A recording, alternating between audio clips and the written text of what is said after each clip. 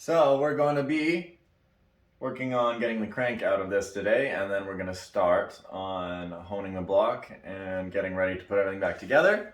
You may notice we have upgraded our camera, so hopefully the quality is better. It will definitely be better. So this is a little bit of a test to see how good the sound is, how good the picture is. This is just straight up recording it without playing with any of the settings. So we can note that, and let's get started with taking off our oil pump.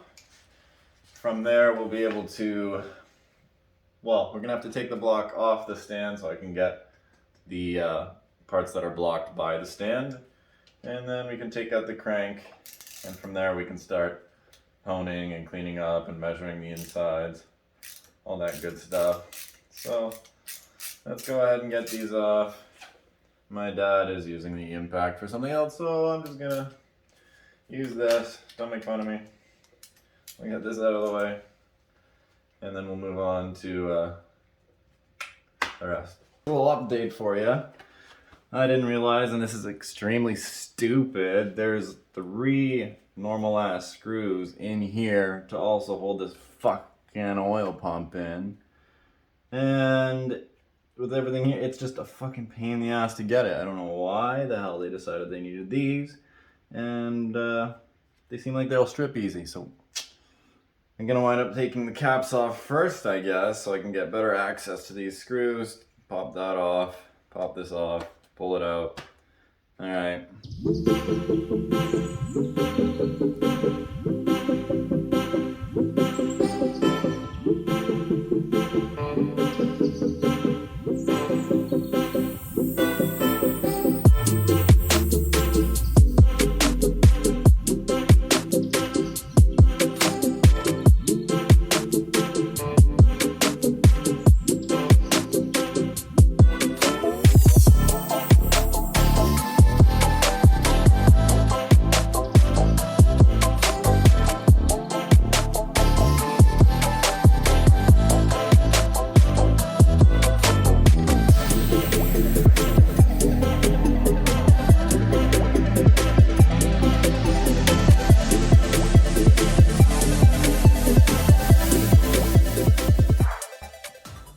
Alright, so now that we got our main caps off, I've been having a real big issue with working on this stand, having it move around on me. So, you know, just grab something heavy like your transmission, throw it on there to hold it in place. And I'm going to show you, our bearings were pretty good, but 3 and 4 were the worst ones. This was the worst, number 3. You can see there's some scratching in there. But we never had any knocks or anything like that from the bottom end. The crank itself looks great. These bearings are getting replaced anyway, so we're gonna do that. But now that I've gone ahead and done all this, I'm gonna be real honest with you people. I don't actually think these screws come out. At first it looked like this was holding it in, because all my bolts are out and I can't really move it. But obviously it's RTV'd in, so I'm gonna grab a little bar and see if I can wiggle that off right now. Because, yeah. I don't want to keep playing around with these stupid screws. So let me get a bar, see if I can slide that bitch off. Yourself a little persuader, find somewhere to grip that won't damage anything, and pull. Yeah, that was it. But oh well, I'm taking this out anyway. But it was just a slightly different order from how I wanted. All right, let's bounce that back. Cool. There we are. Okay, yeah. So this is what I was seeing. These screws here, which are part of the oil pump, which I'm replacing anyway, looked like they were attached into here. But see, I'm just learning as we go. I've done research. I know what I'm doing generally, but I'm not gonna look up every step of how to do it. So learn with me. Those screws not needed, just the outside. Pop off your old oil pump and throw it in the garbage. Now we can pop off the cover on this side here, and then we can lift out our crank, clean that part of the block, and start honing. Here's a weird observation for you. Why does this smell like butane in here? Huh? As soon as you like take open all the things in the bolts, it smells like you just popped a lighter. Anyway, fucking weird. we got all the bolts out here for this back cover.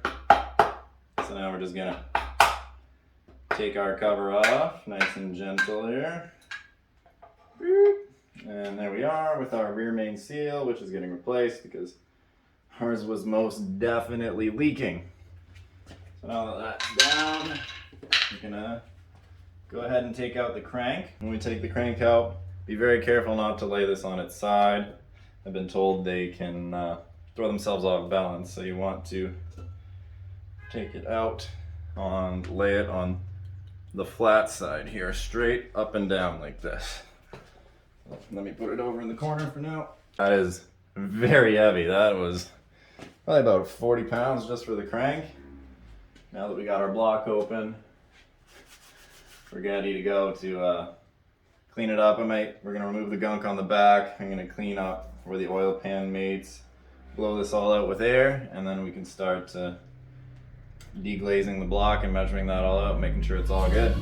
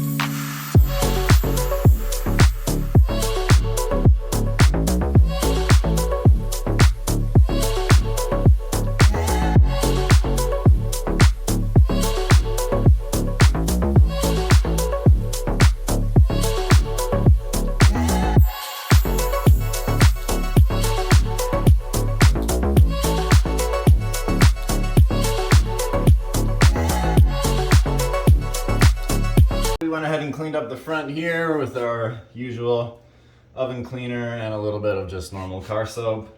Scrubbed it down, brushed it out. Looks pretty good, right? Obviously this is gonna be blocked by the transmission, so I don't care about making it too good, but enough that the sludge is gone, and if we ever have an issue with the seal leaking again, it'll at least be kind of obvious, you know? That's the point we're going for. So now that that is done, I'm gonna go ahead and turn on the air and blow out the block, make sure there's nothing in there, and then we can get it set up. Probably, put it back on the stand. That's all I needed to do is for that, because this I can install with it on. So now that that's clean, put the engine back on the stand, and let's get to prepping this so we can actually put it all together.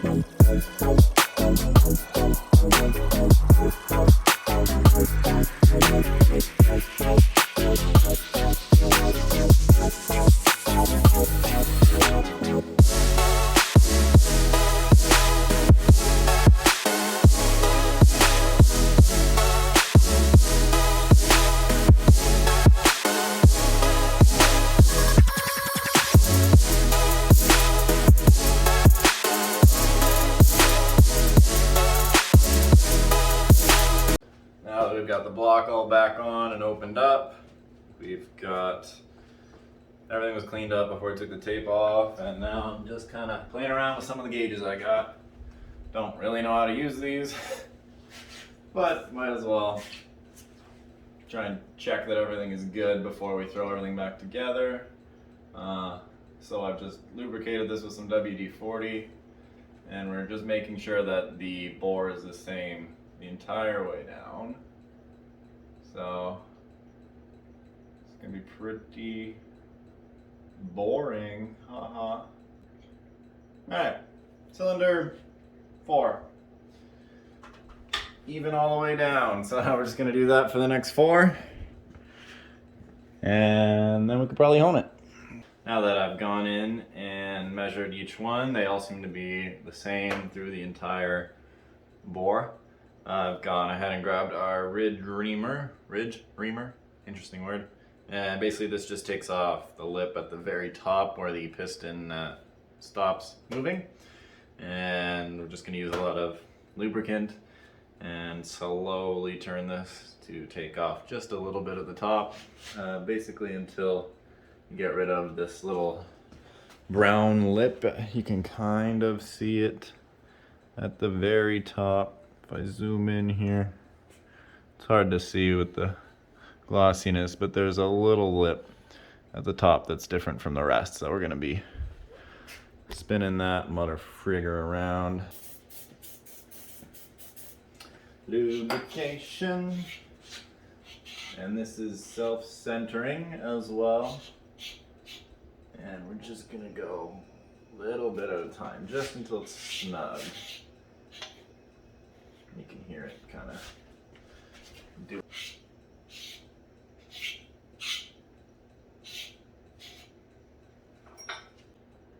Once that lip looks smooth, we'll move on. Do this to all 4.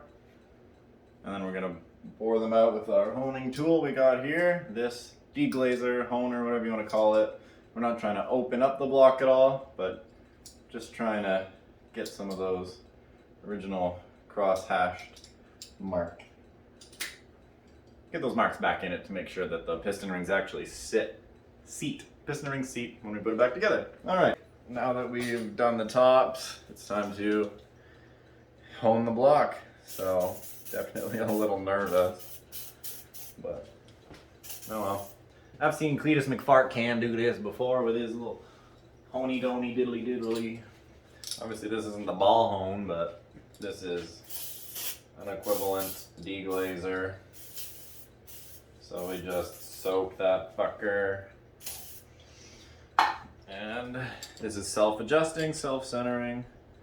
So we just put it in there and go, I guess. Woo.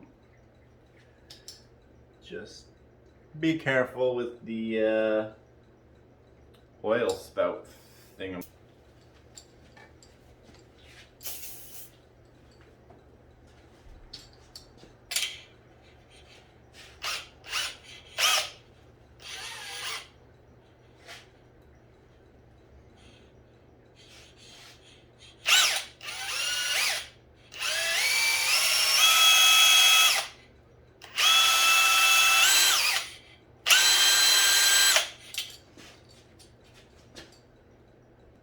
That looks pretty darn good. We're gonna take it nice and easy, a little bit at a time. Let me kind of see if I can show you here. I mean, it's pretty obvious in person. You see inside. Yeah, look at that. So, compared to these, which are kind of much darker in color, and they don't have the very obvious cross hash marks there. That's what we're going for. Obviously you want it to be smooth, you don't want it to be scratched. But yeah, so let me go ahead and do the rest of these. And I'll report back after. Boom.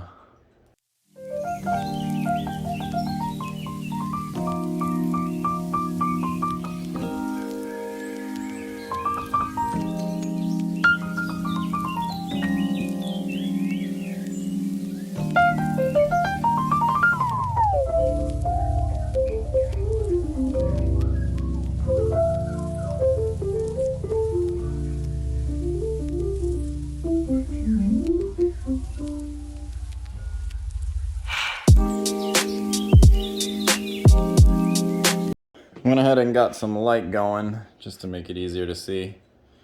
in here. All right. So you can see now, instead of being a darker glazed looking surface, we have deglazed it, and you just want to look for steady lines like that slightly cross over. That looks good to me. And then make sure you feel for anything that could get caught on a fingernail. And I see in here those two little marks there, just some old vertical marks from the old piston rings, but when I run my finger over it, it's not getting caught on my nail. So if you have any that get caught on your fingernail, then you probably want to hone it just a little bit more, but you do want to make sure that you don't go over, or else you'll be boring out your block and you need to order bigger rings and pistons and stuff. So we are trying to keep it the stock 81 millimeter bore. So yeah, just look around for any kind of vertical marks, and if you see any, do another quick hone. And everything is looking pretty good so far. Looks pretty consistent and smooth with just enough tack to it that, you know, you want the new rings to sit. It's still smooth, but it's not like, it's like you went from glossy to like just a nice dry tacky, you know, finish. So that'll be good for the new rings to settle in once we put them in. And that's about it for what we got going on here. Once we're done with this, I might do the edge ream again on the very top. Maybe should have done that after, I don't know, just to make sure it's all even, but it looks like it. And once this is done, all we got to do is wait for our parts to come in, and then we can start reassembling it. And hopefully by the time this is all reassembled, we'll have the tool to take the valves out of the head. We'll be able to lap the valves so that they hold compression. Once that's done, we'll finish the little things in the engine bay, and it'll be ready to go back in. So still a little whiles to go, but we're pretty much halfway there, and excited to get this thing going back together and start driving it around. So that should be it for honing the block. Now that we've gotten, so today we took out the crank, the oil pumps off, and we honed all 4 of our cylinders, and they're looking good, nice and healthy, and ready for reassembly. Got my head nice and taped off and secured here, so this is going to go to the side now for a little bit. Just waiting on our parts to come in so that we can start reassembling it. And hopefully we get the tool for the head soon, and depending on what comes in first is what we'll start working on next. If none of those things come in, I'm going to start working on the actual car. I'm going to work on the I'm going to work on the car. I need to paint some parts in the engine bay. There's one spot underneath the car that needs a little bit of a repair. It's kind of starting to rot. And as well as just doing a little bit of undercoating and spraying some stuff to protect it from the elements, since we're going to be hopefully driving this car a lot next for the next year. If any of you guys have been following along with this, thank you very much. Greatly appreciate it. Having a lot of fun doing it, and I hope you think it's cool. If you are, drop a comment. Let me know what you want to see next, things you want to see more of, anything like that. Be totally open to anything you want to let me know of. We just got new cameras, so hopefully this video looked nice and fresh and better. Hopefully the audio is good. If not, we might get another microphone for that. But yeah, still got lots of things to do, lots planned, so stay tuned if it's interesting. When you ask me to bring that guacamole to the party, I'll say no, no. If you ask me bring the guacamole to the party, I'll say no, no, no. That shit's too expensive.